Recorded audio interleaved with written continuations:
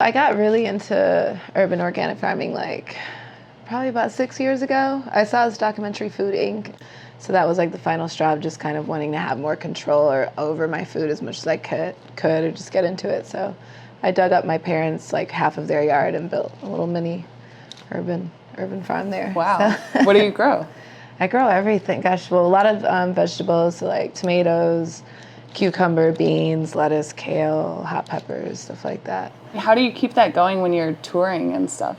My mom. I mean, I did it at my parents' house, so in between touring, like I was living in London for a few years, and I would always come back in the spring and like set it up for my mom, stay home for a month, and then she'll take care of it.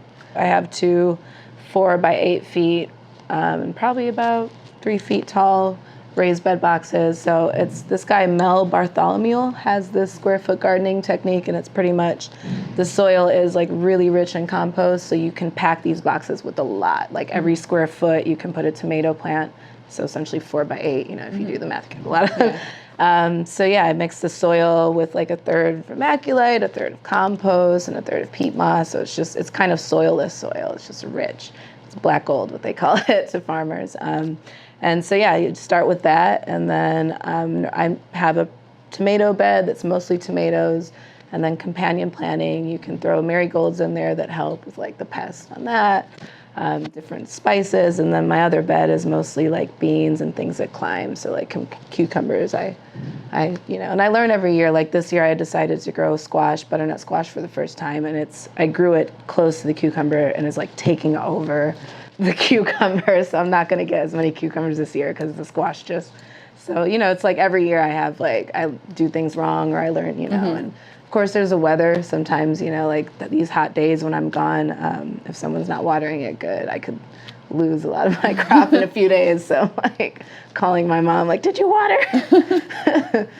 So I assume you like to cook as well with the stuff that you grow. What kind of stuff do you cook with it? Well, I've been a vegetarian for like 18 years. It wasn't really for health reasons, or I think it's fine to eat meat and all of that. It was just, I just didn't like meat. The tomatoes are great for pasta sauces, stuff like that. And so you could use that for pizza. I like doing like salads. That's what's cool about this time now.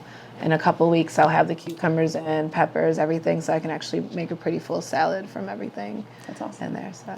Okay, so I'm like a hardcore opposite of a vegetarian, basically. So if you were gonna like grow some produce and make me a meal to like convert me, what would that be? What would that be? You have to make it sound super delicious because by the way, my mom is West African, so she hates that I'm vegetarian, by the way. It's like her biggest nightmare. So but I would do probably one of like the West African stews. It's like my friend's favorite is one called groundnut stew, and it's like tomato based. You put a bunch of vegetables in there, and it has peanut butter in it. It sounds like it wouldn't be good, but it's really good. It does sound good, actually. With the rice, and you'd be amazed by all the herbs and the spices. You'd taste it. All right, I think you sold me. Would you ever just go retire and live on a farm somewhere? Yeah, I mean that's the plan. Like really? I'm hoping to like get enough, save enough money to buy land somewhere, and then in between touring, go back to the farm and just have enough space where all my friends, everyone can just come and start building those little like tiny houses for like $3,000 each, and like trying to start a hippie commune basically. Yeah.